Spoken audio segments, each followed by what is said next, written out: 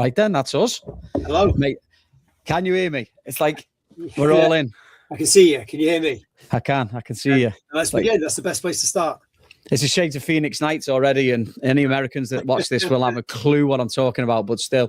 But yeah, listen, welcome to the show. This is World Cup Wednesday, the official first episode as part of the EPL Across the Pond. Can we call it a network?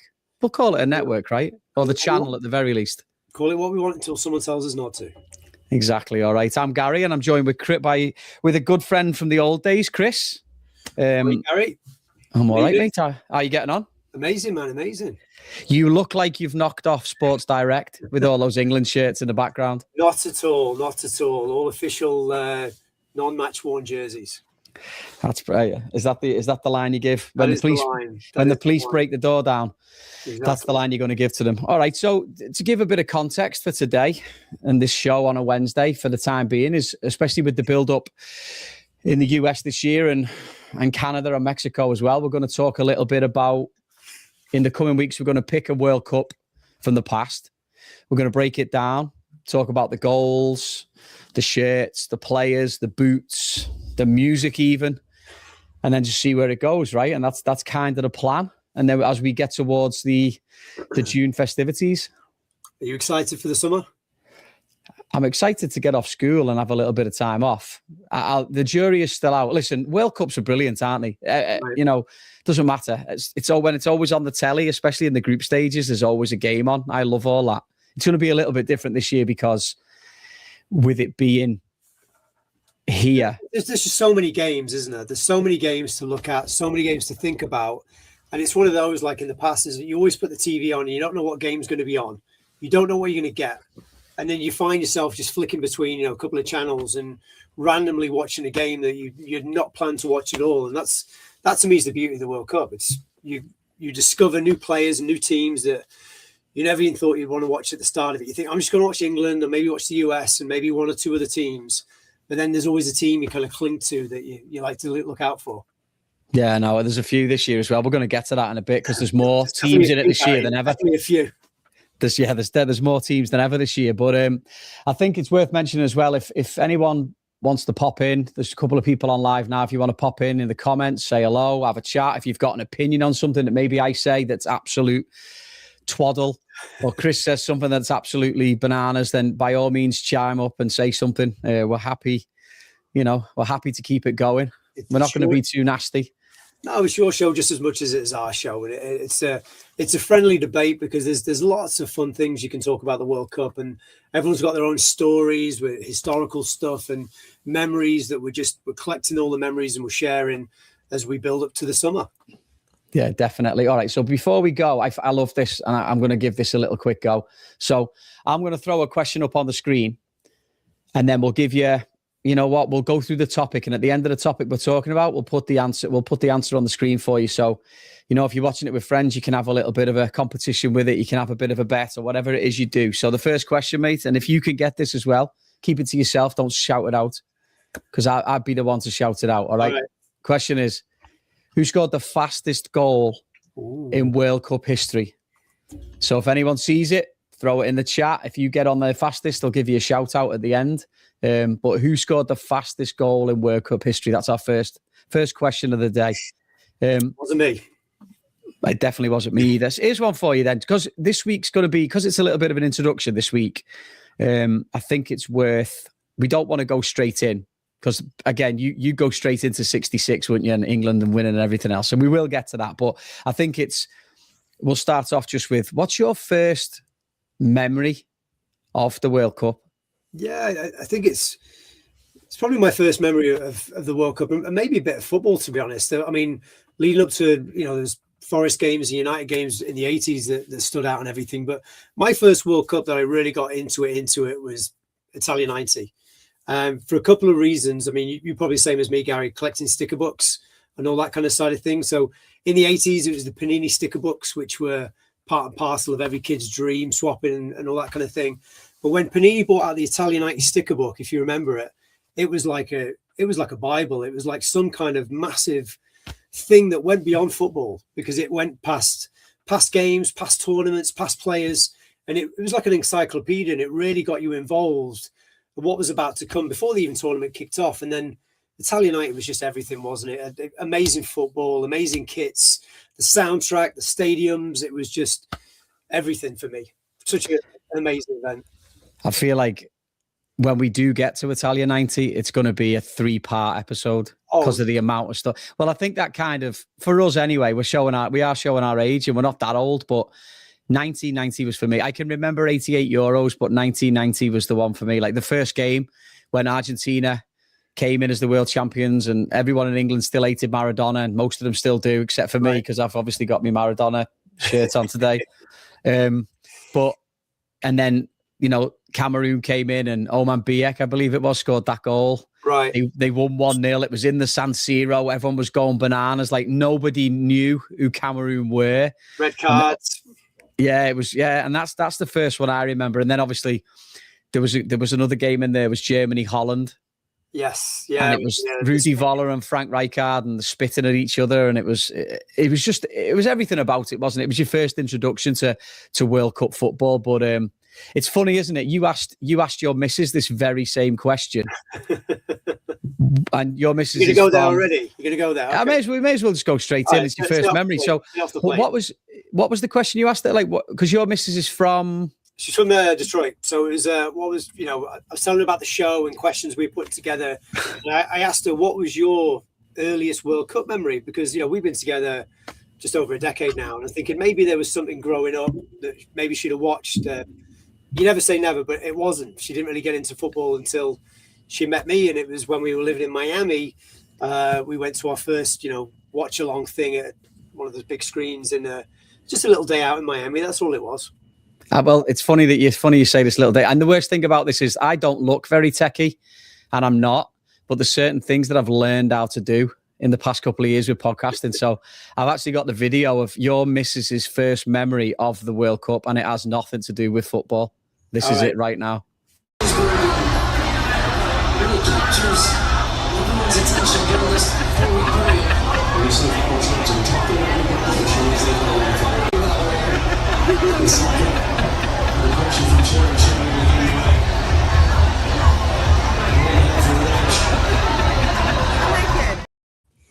Yeah, so rough day there, was it, mate? I think it was the England-Colombia game, I believe, and I think it went to extra time. It was a little bit, I think it went to penalties even, a little bit tense. It was a very hot day. The beer was flowing. Wife was 6 months pregnant with our first child, so there's a lot of things to try and, you know, deal with the stresses of watching England play, which over the years we've definitely had more lows than highs, I believe. Yeah, I can believe it. That's a funny one, though. It's just the beauty of it. Like, you haven't got anything like that of me. This is fantastic. There'll be no falling asleep in chairs for me. Still time. No, but and again, we go back to 1990 because that's the one we always fall back on. A lot of, again, England fans, and I think just football fans around our age in general, like that was the first one. But I think every week we're going to pick one specific tournament, so there'll be plenty of time to jump on that as we move forward. I'm just going to give you the answer. You got me flipping now. I'm thinking Ness and Norma. I'm thinking New Order. I'm just thinking the soundtrack and everything. It's fun. I don't know if you have this, but I did it a while ago now, where I got a little England playlist together on my phone, and as soon as that you hear New Order, it just takes you right back to there with the video and the Barnes rap and everything. It's just, you can put that on now and the footy's on. It just gets you going, doesn't it? It just gets you. And, you know, in a couple of weeks' time, it does to you, but it definitely is. It's good. Everything about it, mate, was good. But again, when we get to 1990, that's when we'll play it out. Don't get too excited too quickly. All right. So the first question was, who was the fastest goal scorer in World Cup history? We got one person through into it. To be fair to him, Jay, friend of mine, Jay, he wrote in. It was Brian Robson. But I'm pretty sure someone beat it. I know he's got the Robson shirt on the wall, but he doesn't know who it was. And it actually was, for the answer, and this will be quite fun. It was actually Hakan Şükür of Turkey. 11 seconds. That's good though, because one of our other guys who's going to be running the network, Timuçin, Turkish, he'll be all over this. I'm hoping anyway. We're just trying to make sure he's watching. Who's it against? Do we know that? Who's it against? South Korea. Okay.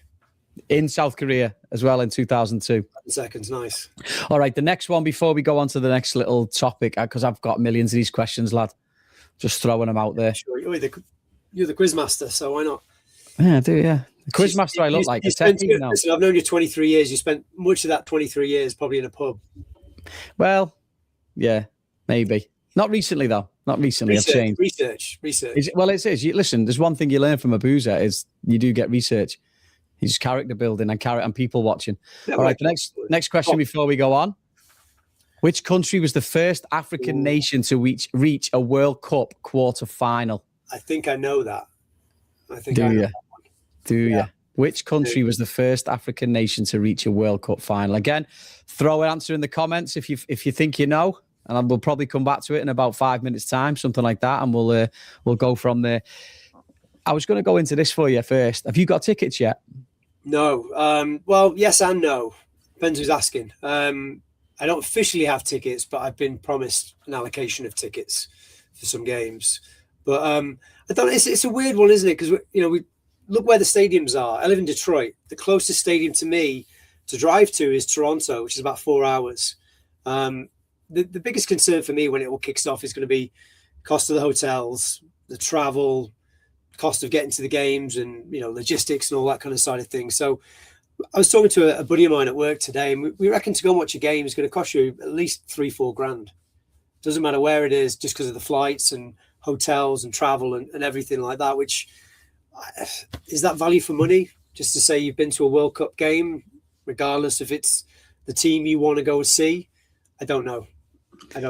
I like the thought of it. Like, again, everyone's going, I want to see a World Cup game, in my lifetime. Right.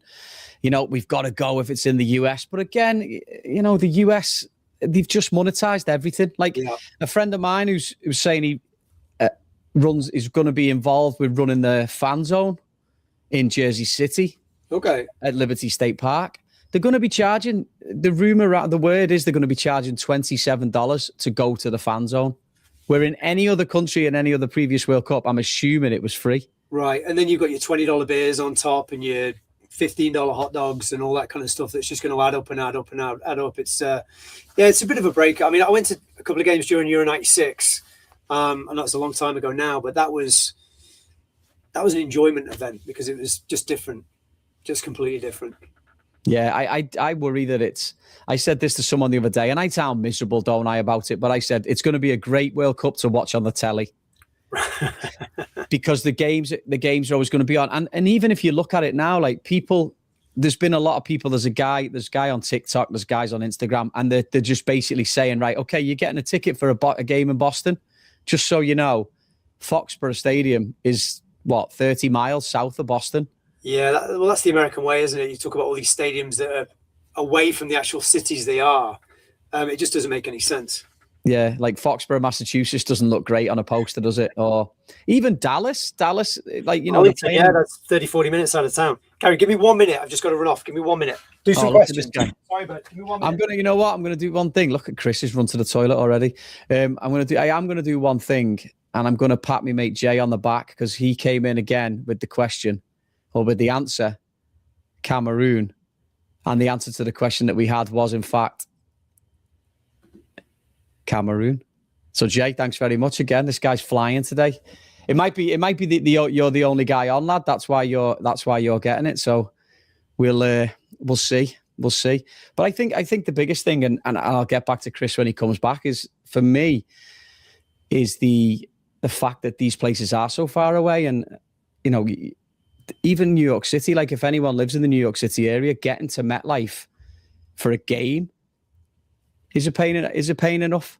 The train, like, if anyone's come out of MetLife and tried to get on that train, at the end of a game is a disaster. And it's not a place that you can walk to either. It's not like you can't just walk back to Jersey City or Hoboken. So in that respect, I think it's going to be difficult. But again, listen, as far as the tickets, I haven't got any. I've been unsuccessful in, I think, 4 of the raffles. And I even thought I was going to get one the other day with the Chase event, but it never worked out. So we'll see. Just quickly as well, if anyone hasn't already, if you're on and you want to like or subscribe, by all means, go to our YouTube, our Instagram channels at EPL Across the Pond. This World Cup Wednesday show is going to be part of the series. So tomorrow night, we're going to do the Premier League preview show. So within the Premier League preview show, it's going to be myself. It might be Chris. We might have a couple of extra guys helping out as well or jumping on as well. And in that show, what we're going to be doing is talking about the weekend's games. We might throw in a little bit on time on fantasy football. And I can tell you how that every time I put Walter Mardi in my team, he doesn't score. And then every time I take him off, he manages to get a goal or score 2 goals. So we're definitely going to be talking about that. I would imagine we're going to talk about any happenings during the week, especially, and I know this isn't World Cup related, but I'm going to throw it out there anyway. The fact that Arsenal got done with the last minute equaliser today against Wolves. So that's going to be our Premier League show. And then on Tuesdays, I hope if people didn't already tune in, we have Rival Bros.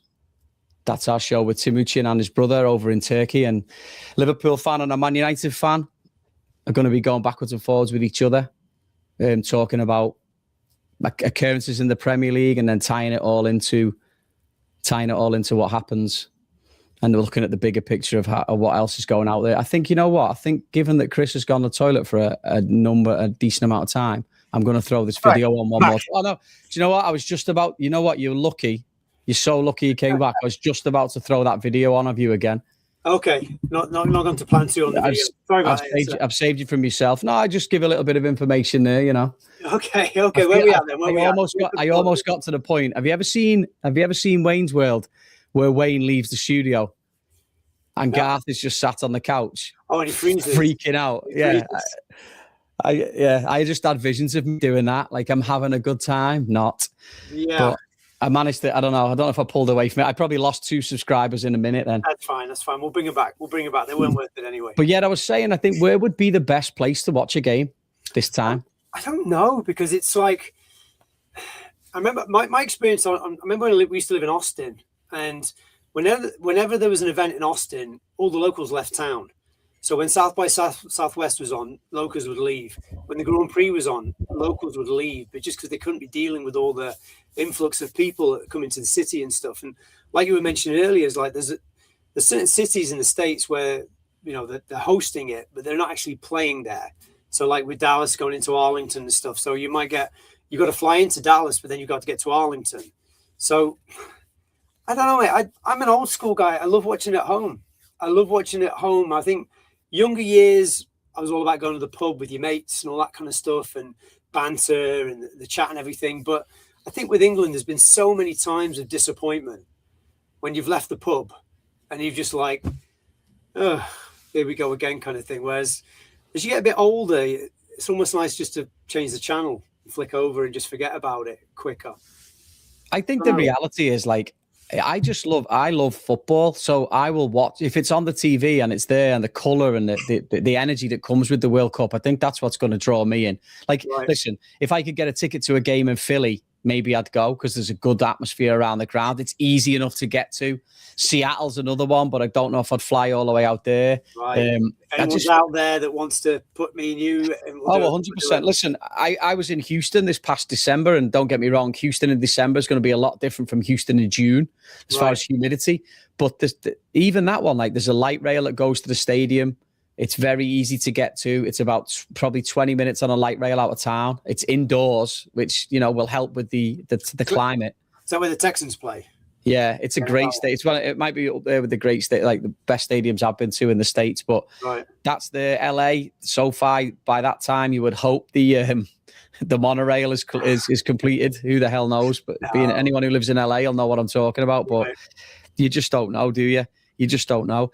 But we'll again, it's something we'll touch on as we go through. But I'm going to throw up the next question because we're going to move on to little section number 3 here. So the question is this: who holds the record for the most appearances in World Cup matches? So who holds the record for the most appearances in World Cup matches? And this one, I thought this one was hard. I wouldn't have got this if I didn't know the answer. So I'm trying to think of players that have played in the most amount of tournaments. You know what I mean? Because obviously longevity is a big thing. Like who was in a World Cup when they were like 17, 18 and then went on into the late 30s, if not 40s. And also played for a team that's consistently in there. Going to hit the knockout stages as well, right? Oh, yeah, exactly. And consistently going through the knockouts as well. But I thought that was a tough one, that. But we'll see. We'll come back to it in a little bit anyway. Right. What do you make of this year?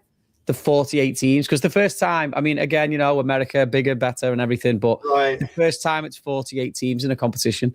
You know, I kind of go a bit backwards and forwards on it, if I'm honest, mate. Sometimes I think it's a bad thing, but sometimes maybe it's a good thing. You know, it's hard to see when it's the first time we've done things, right? Everyone thought going into certain countries hosting the World Cup would be a bad thing. Qatar has its, you know, people, was it the right thing to do or the wrong thing to do? I thought the stadiums were fantastic. I thought the level of football was fairly decent as well. With the new format, we're going to see teams that we don't normally see play, like we do in any World Cup, right? But there's probably going to be the odd team where we can say we've never seen certain teams played. So yeah, it's going to take a while for the tournament to get started. So there's going to be a while before you see some, like, you know, teams really going for, or a lot of competitive games, just because there's going to be some, I think, big powerhouse teams against some like small fry. So there could be a few giant killings. But like I say, with anything that's being done for the first time, let's see what happens. What are you thinking? Who does it help? Like, that's my thing. Like, listen, there's a few more teams coming from Europe. Right. I think FIFA are probably looking to try and grow the brand, right? They're trying to bring the brand into countries that don't really necessarily have the exposure or the opportunity to really go to the tournament and everything. Greed comes into it, obviously, because there's going to be more revenue for the tournament, additional games, that kind of sort of thing. But I don't know. I'm on the fence with it, mate. I could go backwards and forwards. You know, any event, any tournament, you want to see the best versus the best, and you don't want to see, like, you know, some part-time farmers turning up against people that are making $300-400 grand a week. That should be a killing. And there's a certain element that you could say, well, we should be looking out for the safety of the players as well, because you could have certain ultimate professionals that are playing against players that aren't used to playing against those professionals. And do you want to make your name for yourself by kicking a Messi or a Ronaldo just because it's the only time you're ever going to get to play against them? But I'm a wait and see kind of person with it, to be honest. It's either going to go well or it's not going to go well at all. They're definitely not going to go back, right? It's fair to say with FIFA, they're not going to look at this and say 48 teams, there's too many teams. Let's dial it back. Let's go back to the old numbers. If anything, it's just going to keep going. Yeah, they'll change the format of it. I'm looking at the fixtures now, and the first game that stands out to me that's looking like it's going to be an absolute hammering is on the Sunday, the first Sunday, Germany against Curacao. It just looks like it's going to be, you know, like a 10-0, like, or an 8-0 or something like that in the first round. I think there's going to be a few of them. Yeah, it's a hard one, isn't it? Because, I mean, are the 48 teams in the World Cup the best 48 teams in the world? Absolutely not. So you're going to have teams, unfortunately, because of how the qualifications are as well now, you're going to have teams that probably could be in the top 20 FIFA ranked teams in the world that don't make the tournament. You know, I believe in the qualifiers, you've got Italy potentially cannot be going. I think, I don't know where Republic of Ireland are now ranked, but you've got some pretty decent teams that are still got to make a qualifier to make there. But then you've got Curacao that are there. Yeah, but again, that just comes down to the federations. I'm looking at another one. That'll be on my team now. That'll be the Curacao. I'll get a shirt and everything. We'll go forward with it. Well, that's it. I feel bad because I know a couple of Cape Verdeans, but they're playing Spain. Right. Cape Verde against Spain. And I'm like, right, okay, let's see what's going to happen there. And that's early on. But you know what? Everyone, like you might be the first one saying it. Like, I'm not tuning in to watch New Zealand against Iran at 9:00 on a Monday night, and that's one of the first games. And is that something that you think? Is that something that you think is going to happen a lot in the first round? Well, I don't know. I mean, my take is America's still growing in football. I mean, you and I have been in this country for 20 odd years now, and we've been very much involved with the beautiful game. So they've obviously, you know, they pushed to have it here. They're trying to grow and evolve the game. But what good? I mean, that's 9:00 Eastern time right now. But what are they really trying to do to develop and grow the game around that being posted into the US on a Tuesday at 9:00? How are they going to promote it? How are they going to push it? How are you going to get people? Because ideally, you want people in that city or within that surrounding city to be like, you know what, guys, there's a World Cup game on. It could be our only chance to go and see a World Cup in our city. Let's go and see it. Okay, it may be only, Iran versus New Zealand, but it's going to cost us how much money? Are we really going to want to go down for that? And it's like, that's where I think they may have missed the boat a little bit on stuff like that, because you want those games to be sold out. You want the stadiums to be full. Remember the days when we were younger and you'd always have kids for £1 at football matches, because there'd be the games that weren't necessarily the tastiest on the fixture list. The away fans weren't bringing that many fans. So the owners of the club would do, let's do kids for £1 and let's try and get a little bit more in and pack the stadiums out. Is there any of that? Are they going to schools? Are they going to youth clubs? Are they going to sporting clubs? You're involved in youth soccer. Is that happening in your area? Do you see that coming in to say, okay, we've got a couple of games that we don't think we're going to fill the stadiums out. What are we going to do to fill those stadiums? Well, look at it. And just to give it a perspective as well, Iran, New Zealand is at 6. It's a West Coast game.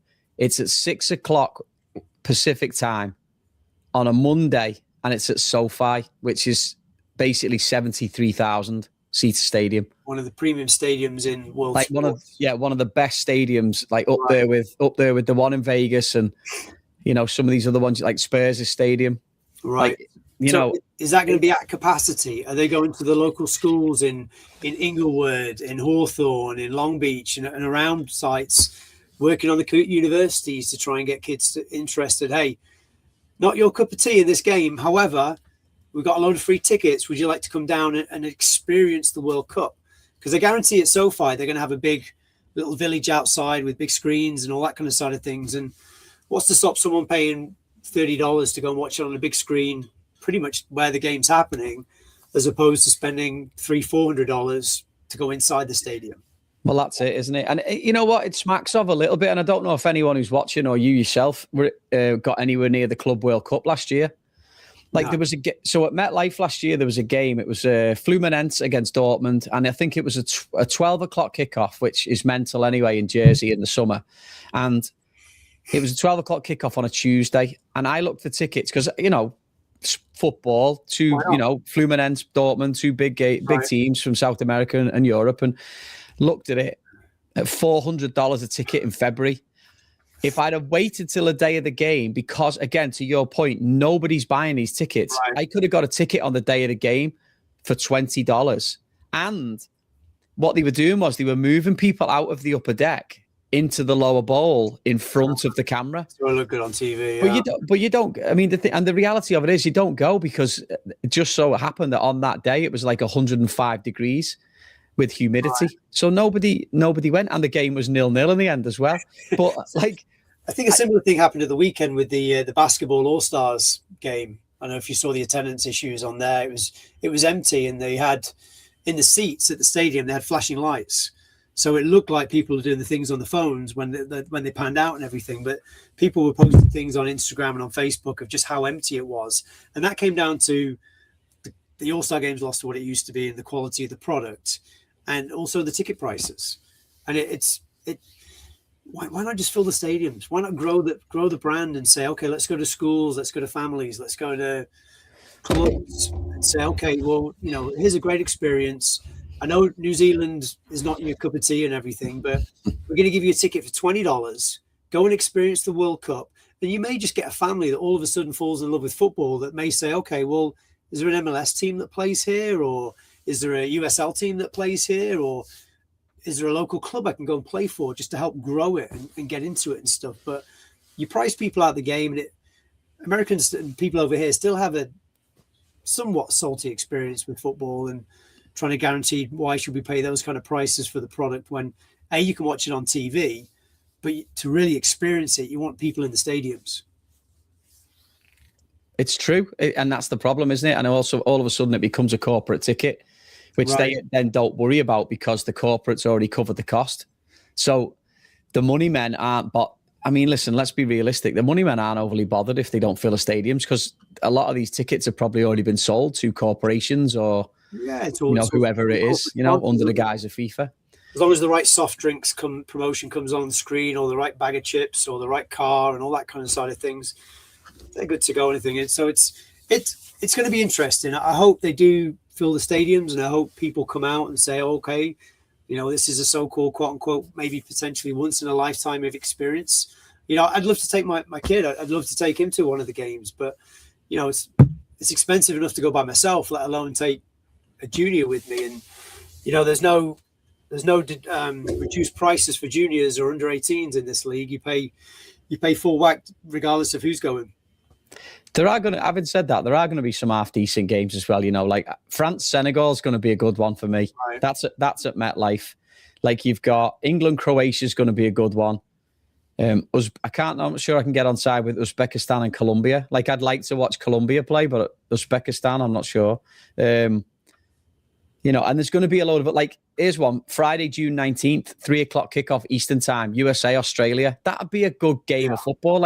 And there's a lot of scope for games, like crazy games, like World Cup Classic 4-3s. Where's that one at? Where's the USA? I think they're playing in Seattle. USA going between SoFi and whatever the one in Seattle's called. So they're kicking off at noon in Seattle in June. Yeah. Good luck with that.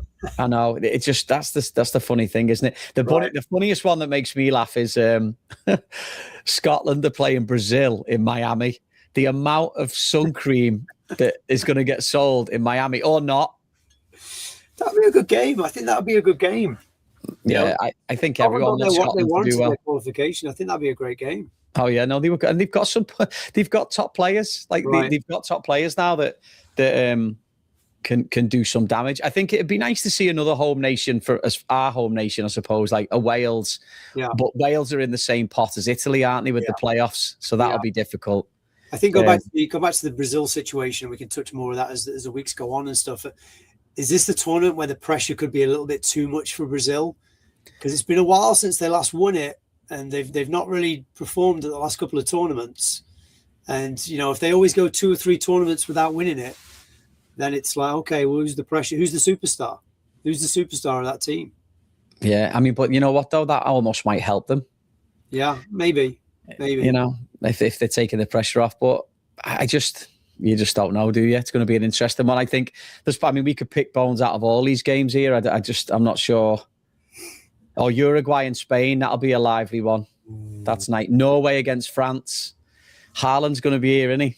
So are they first rounders, or are they? Sorry, these are group games. What group game? What stage of the group games are those at? I think that's the third group game. So that's the aim. That's the make it or break it kind of thing game. Yeah, even in England's group, Croatia play Ghana in the last group game as well. Colombia, this is another one. There is some crackers. They've done this on purpose, surely. I'm looking at it now. Colombia against Portugal. That's the third game, right? Yeah. I will be in the pub for that. That is Colombia, Portugal, Saturday, June the 27th. June 27th. 7:30 kickoff European time. 7:30 kickoff Eastern time. Where's the game at? It's in Miami. That'll be absolute bedlam. That'd be Redders. That'd be a great game. Brilliant. That'll be you sat in the corner again, have to buckets of beer, losing your mind. It's just hot. Right. It's just hot. It was just hot. It was a long day, lads. Yeah, it was a long day. Long day. All right. So the answer to the previous question, which feels like an hour ago. So sorry for the people that answered the questions. The question was, who holds the record for the most appearances in World Cup matches? Did you know that before you got the question? Lothar Matthäus. I would have said someone like that, but I don't know if I'd have got it right. And again, you know what? It was our guy, and I don't want to stitch him up because he did answer it right. So it was our mate Jay over at Britforce Training. Well, he put question marks. He wasn't too sure himself. But technically, it's written down, so we'll give it to him. All right, we'll let him have it. All right. The last question for today, before we have the last topic, is this should be an easy one because it's usually the one that's on quiz questions. All right. Is which player has scored the most goals in World Cup tournaments total?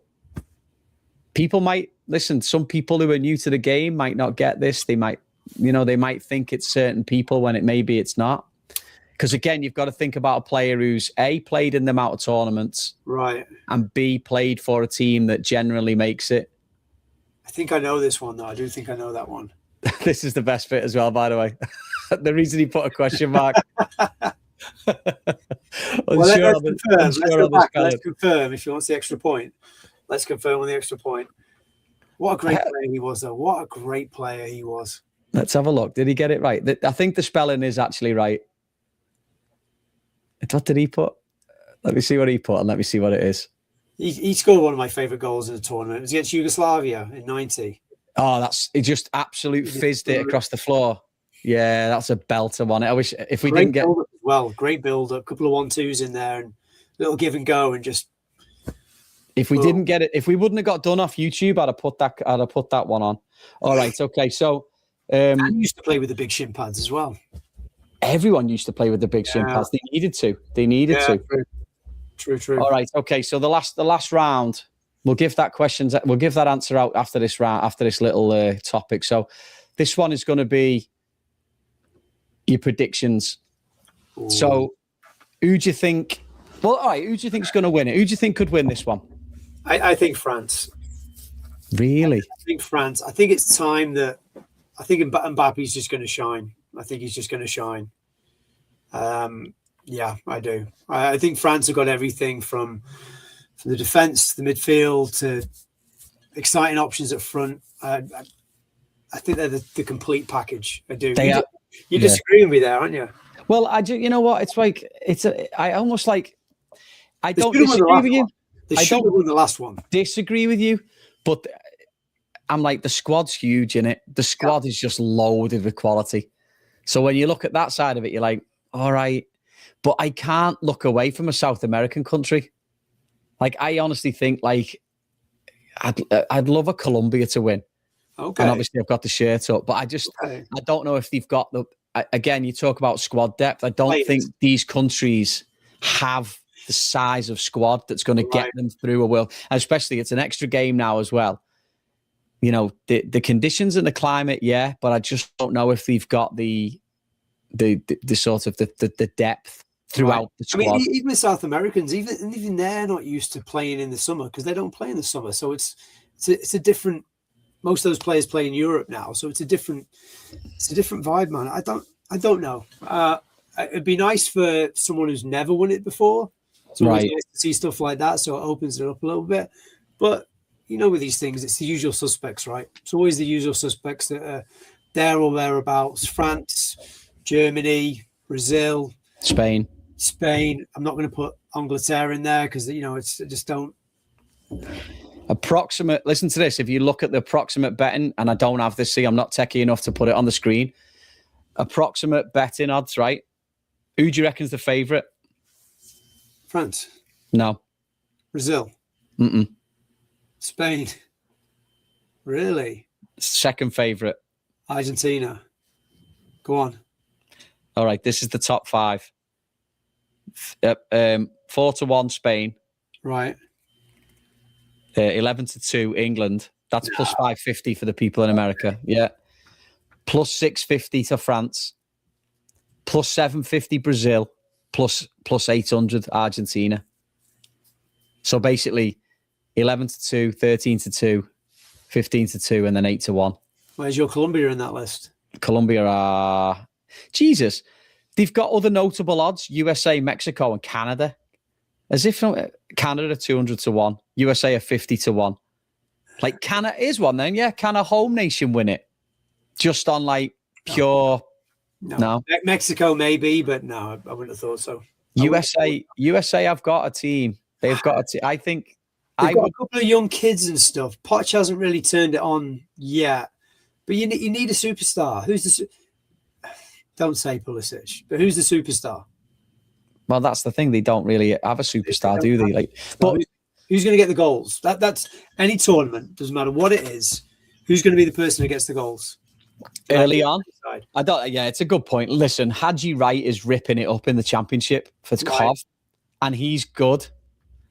Like he's a unit. I just don't know. Is he like a Josie Altidore who's going to come in and take control of games? Don't see it, mate. I'd love the USA or Canada or even Mexico to go far in it. I would. I think it'd be great for US soccer. I say US soccer now because that's what you translate it to. I think it'd be great for the country and the nation just to have something, get to the quarters or something like that. But arguably, since I've been following it, it's probably arguably the weakest US side I can think of. I really can. I think it's deceptive, because nobody knows players, and they got one guy that plays in the championship in England. But I really don't think that they've seen the team. I really think they've just been chopping and changing. All right, just so you know, Colombia plus 3,300. Plus 3,300. But who's their superstar? It's not Jaime Rodriguez anymore. Luis Diaz. Huh? Luis Diaz. Okay. For a start. I'm sure there's more. There definitely is more. That's why we're all going to tune in and watch it. We're reliant on however old Messi is now to be the superstar. Ronnie can't keep kicking it for another tournament, surely. So, but it's going to be exciting. I'm looking forward to it. Is Harry Kane going to have a tournament where he gets England over the edge and he doesn't miss a penalty and all that kind of good stuff? And what about top scorer? Can you say Haaland? I can say Haaland, yeah. Because is it out of the depths for Haaland to be? And again, I'm just idolising Haaland a little bit. But if you look at Norway's games, right? Norway have whoever comes out of the playoff, right? Senegal. Actually, that's quite a tough group. But again, he's a bully. He's a flat track bully, and he might be able to go and get goals there. Feed the goat. I don't know. Top scorers for me, you're not going to look much further than Harry Kane. I'm still not Harry Kane's fan at all, but he just gets goals. He just gets goals. And I'd probably say Mbappe's going to be up there. Just because you think they're going to play more games as well. I think they're going to play more games. They'll go further into the tournament. I think they're both penalty takers for the countries. So they're going to get those as well. I think Mbappe's on free kicks even as well. So, I don't know. What are you thinking, guys? What you? Now you've gone with Colombia. Who's going to be your top I don't think Colombia are going to win it, do I? I honestly think Spain might. Spain might win it, but I wouldn't put it past Haaland to go and bully someone, especially teams that play on the front foot. Like obviously France, that last game against France is going to be a game where it's going to be a tighter game, and you would think whoever wins that game wins the group. But Haaland's also the kind of player that can go get 4 goals in one game. Well, that's the thing. That's kind of the point as well, isn't it? Didn't he smash in a ton against Italy the last game of the year? And that's what you look at players who always finish top scorers or prestigious goal scorers. There's always a game where they hit 4 or 5 goals in a game. So you're kind of giving away the answer to the question there, which we're going to get to in 2 seconds. Who do you think the biggest surprise is going to be? I think the US can get to the quarterfinals. Didn't Canada have a better? Was it not the Gold Cup tournament? Canada have got some good players as well. But again, Canada, but then is there pressure on them, or are they coming to? How much pressure is going to be put on the US when, game one they step over the white line and it's like everyone's on them and everything, and there's how the media is, mate. You know how it gets to them, and it'll be like there'll be some kind of level of expectation by some networks that USA, I believe that we can win and all that kind of stuff, and they can go all the way, but you're thinking of it from the English standpoint of where English media just goes after people and right. They champion the underdog until they're not an underdog anymore. Whereas the US do tend to do a good job of let's get behind, blind optimism, let's go. So it might actually work in their favor. But let me ask you, who's going to go furthest out the home nations? Out of those 3, who are you picking? Mexico, USA, or Canada? USA. Okay. I'll go Mexico just to be different. I'd love it to be the USA. I really would. Put a Lala shirts on and go for it. But no, I think Mexico. But I've got a sneaky feeling about Canada. God, you know what, mate? Get them splinters out your ass, sitting on the fence for the last 20 minutes. All right. We'll drop off the World Cup predictions and we'll wrap up a little bit here. But before we go, mate, fair play to Jay, right? He's stuck with us all night here. His guess was, he's like, it's got to be Pele. Well, mate, it actually wasn't Pele. No. The question was, which player has scored the most goals in World Cup tournaments? And you kind of give it away a little bit when you... Because he did score, didn't he score multiple in one game? Like he scored like four or five goals in one game, yeah.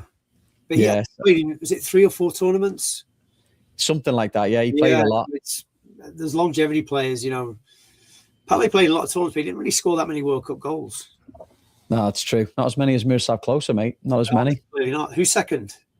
Great question. I haven't got that down. That's for next week. We'll save that for next week. Second top goal. Well, that'll be the question next week. Who was the second top goal scorer at this World Cup? Right. Yeah. What's Ronnie on? Ronnie's got to be close. He can't. Yeah, he can't be far away, can he? I just with a little Messi as well. He's got to be not far off. I can't handle. I can't handle Ronaldo scoring. He's only got 8. No chance. How funny is that? Interesting one. Right, lad, I think that's it. I think that's us for the first episode. Beautiful. Appreciate it. Listen, thanks to those people who watch and the comments were coming in. Jay, legend again. I know it's you. But tune in next week. We'll go to an actual year and we'll cover that tournament specifically. And then we'll build this up as it goes. And then you say there's about 18 weeks to the first game of the World Cup and we'll be there all the way on the Wednesday. Look at this guy's dancing already. I can't wait. Dancing already. Footy, man. Just missing footy. Proper footy. No, I know. And then don't forget to tune in tomorrow, same time, 7:30 Eastern. We're going to do a Thursday Premier League preview show. So get yourself in. And in the meantime, if you could subscribe and like the channel on YouTube, Instagram, at EPL Across the Pond. And then we'll go from there. But yeah, thanks for tuning in, guys. And we'll see you next week. Thanks, everybody. Easy. Cheers.